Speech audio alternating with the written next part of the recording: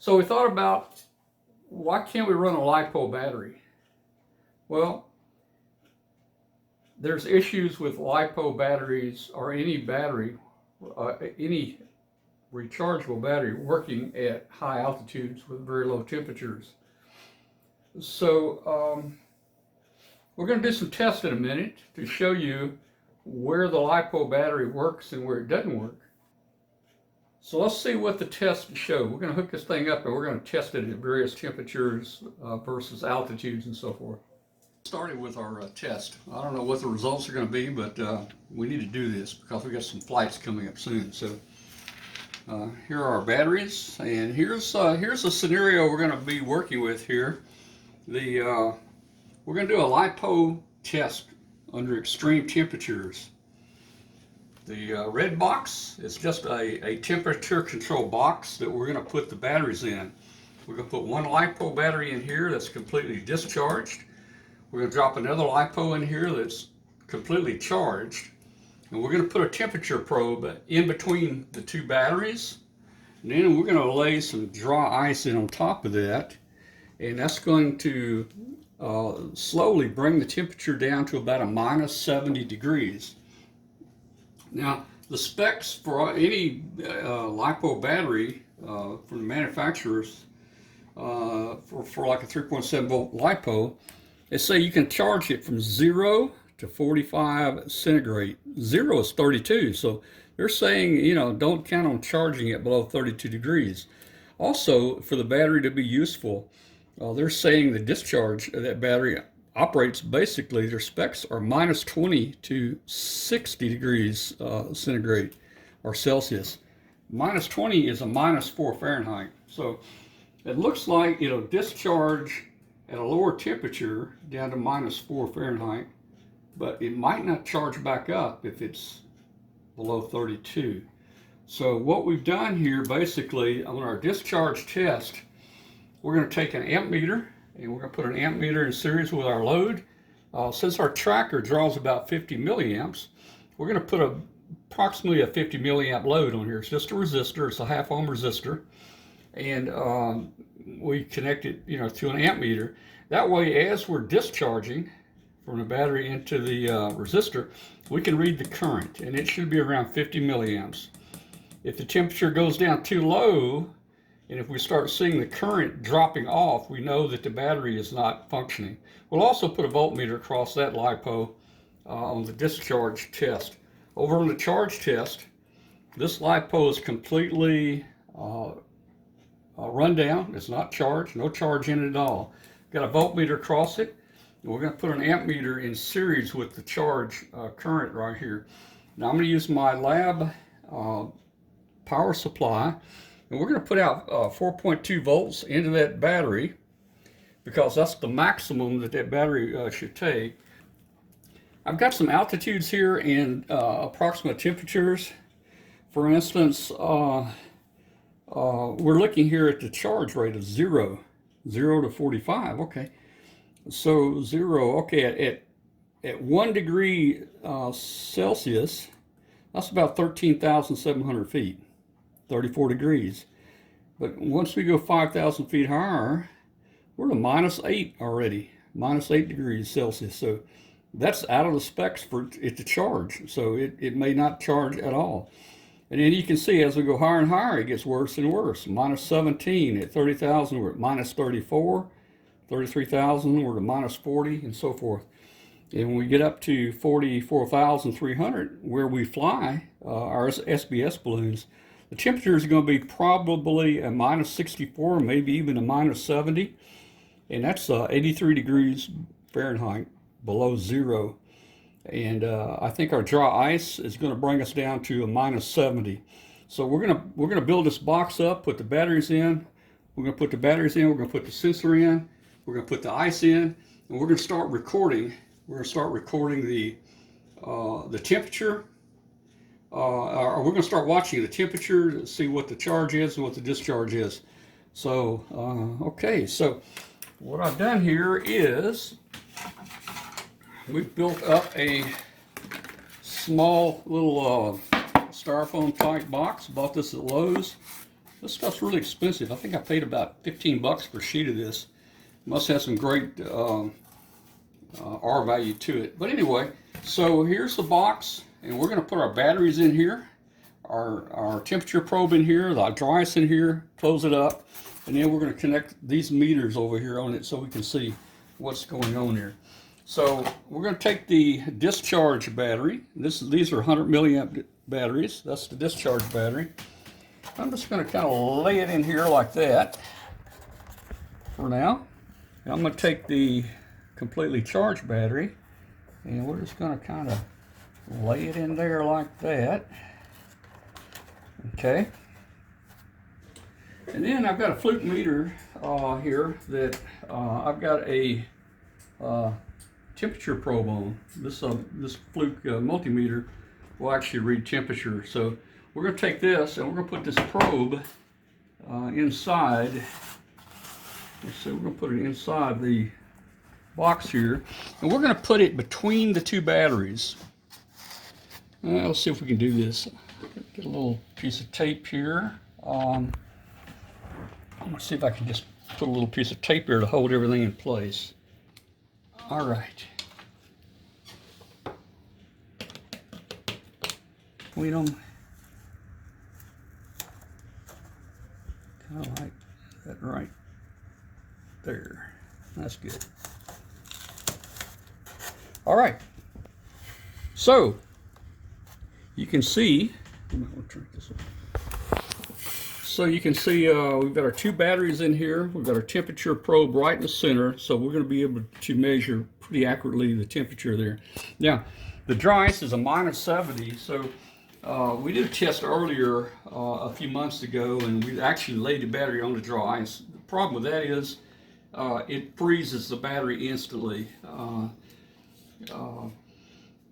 It just instantly goes to -70. So what I'm going to do is take a piece of cardboard and I'm going to lay it over this. I'm going to lay it over the batteries here, and that will help give us just a little bit of airspace, you know, between the ice and the batteries there. And maybe our temperature change won't be so fast at the batteries. So this is basically what we have here. We're going to have, let's see, this is our, this side is our discharge battery. Okay, so we've got our temperature probe right here. Our temperatures are going to be right here. And we're going to take a meter, and we're going to, this is going to be charging. So this is charging, and we're going to be charging the discharge battery.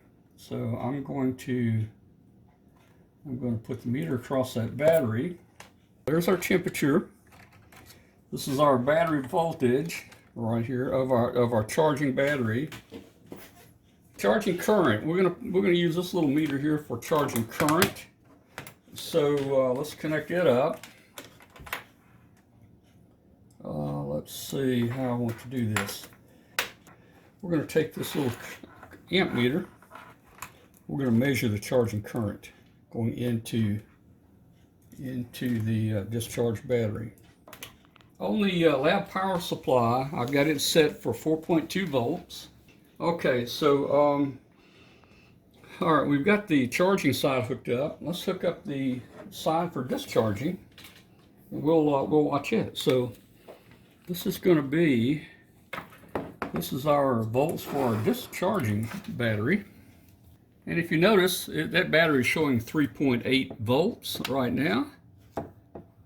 And temperature, we're showing Fahrenheit. It's 79 degrees. It's a little warm back here. So let's go to Celsius. So Celsius, we're at 26 right now. We're at 26.5 degrees Celsius here. And let's see, this is going to be our discharge side. So one more meter over here for our discharge side. All right, so I was going to use a half ohm resistor for our load, but I think I've got something better. I'm going to use a little incandescent lamp here. so we can actually see it discharging. So if I put that on there, okay, you can see the bulb's burning. And if you look, the bulb is drawing 28 milliamps, so we'll kind of use that as our reference point. The tracker draws about 30 or a little over. So we're at 3.8 volt on a charged battery. We're at 28 milliamps coming out of that battery. Our temperature is 27.7 degrees. And over on our discharged battery, I don't have the power supply on yet, so we're seeing 0 volts and 0 current. All right, so we're about ready to put the dry ice in. Our temperature right now in the box is 26.8 Celsius, or yes, 80 degrees Fahrenheit. We'll go back to Celsius. Okay, now we're going to use dry ice. Dry ice is dangerous. Don't pick it up with your bare hands. It'll stick to you. You get frostbite. It'll burn you actually. So you've got to be very careful with it. And we're going to see what happens here. So we're going to put some dry ice here over in the box here, and you can see the dry ice is it's starting to come through my gloves. So I'm going to put that in there, and we'll get the other couple pieces here of dry ice, and we're just going to kind of lay them in there. Okay, now we got some ice in there. All right, we got our ice in here. Let's start watching the temperature. We're going to put the box top on here, and let's see. I need a weight to hold that down. That's pretty good. All right, so we're going down 24. Oh, we're going down fast. Okay. All right, we're almost at 4.2 volts.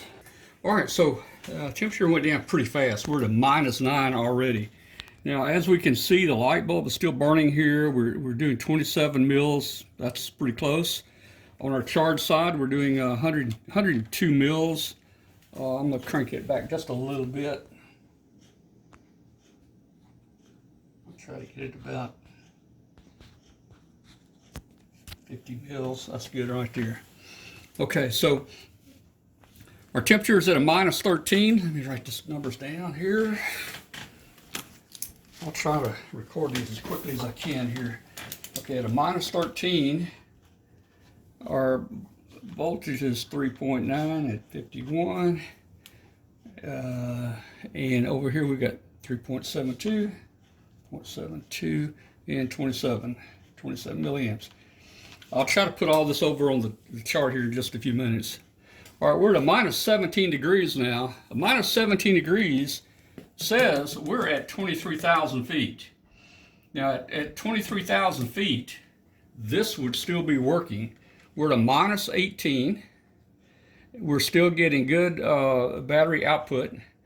We're still getting good charge current going into the battery. So we're at a -19. I'll put a -19 degrees.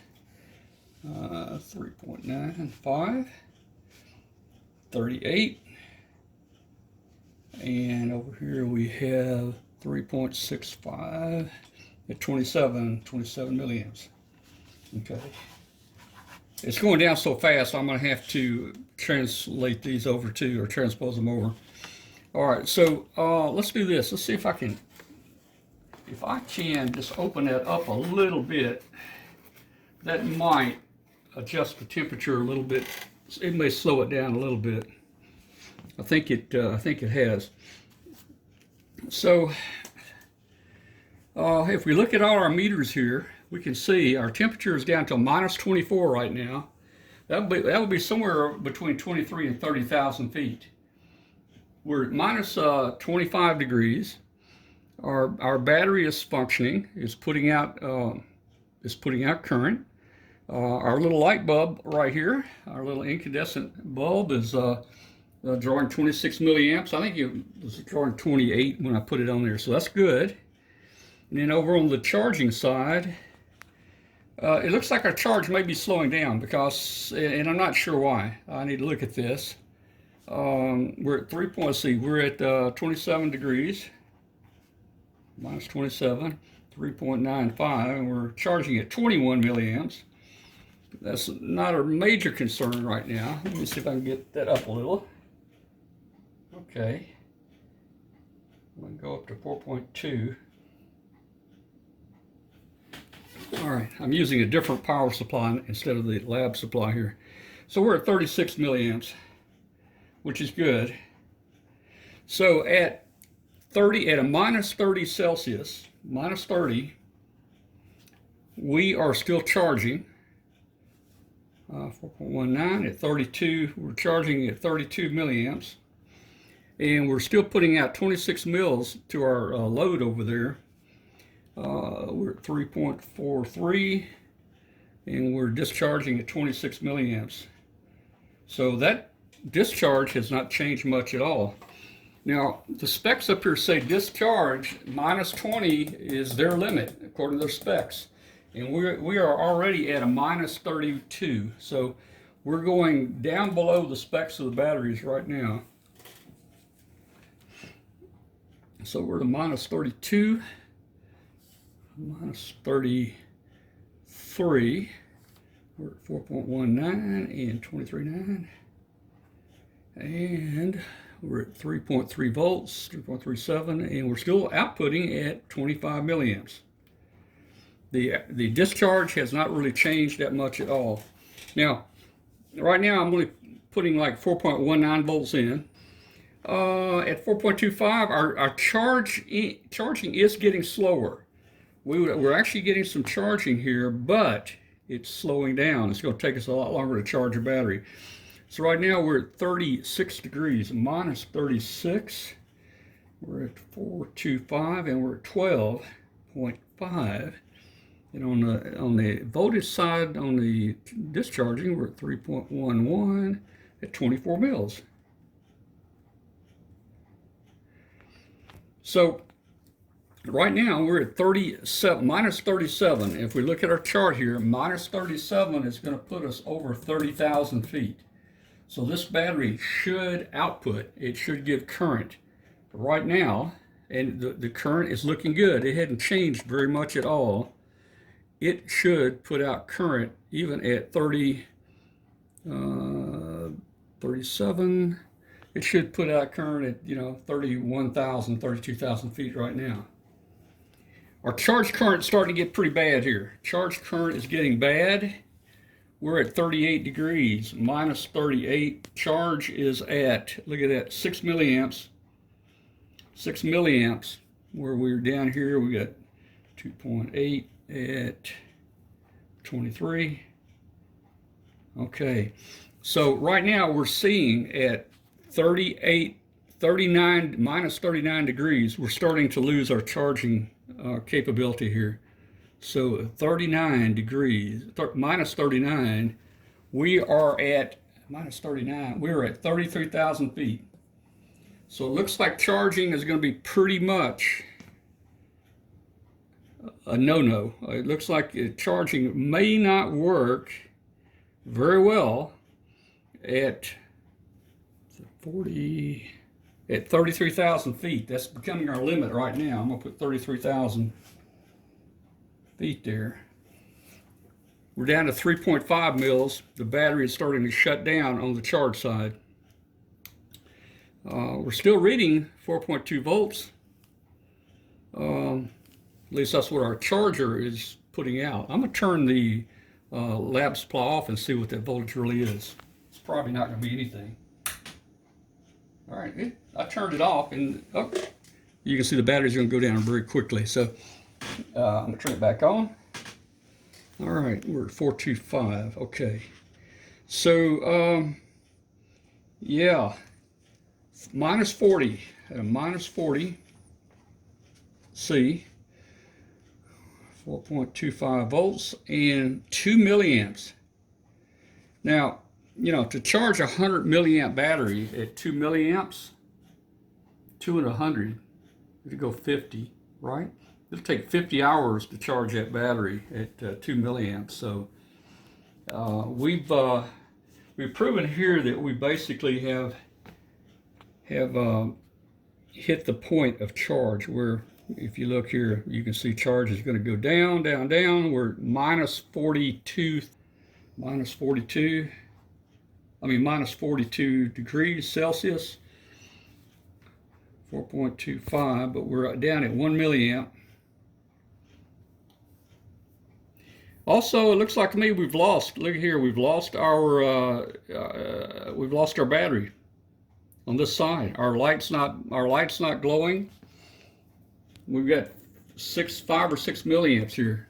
That was at 40. That was at 40, roughly 40 degrees Celsius.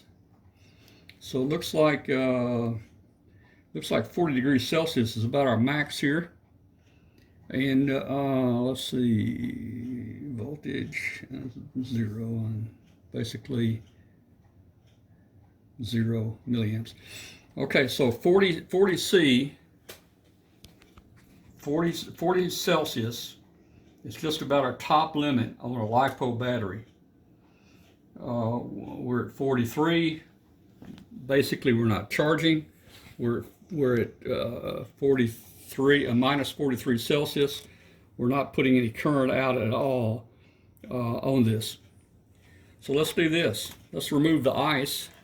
Let's watch it come back alive and see when it comes back alive. So we're going to remove the ice.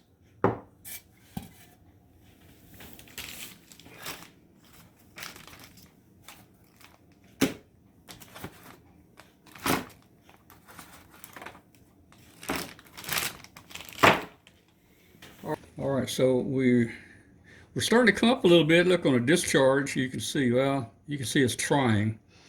We're up to a minus 30. Again, a minus 30 is about 28,000 feet. Charge current is starting to pick up a little bit. Charge current just a little bit. Discharge current is starting to come alive a little bit more. Still not enough to run our 3-volt lamp over there.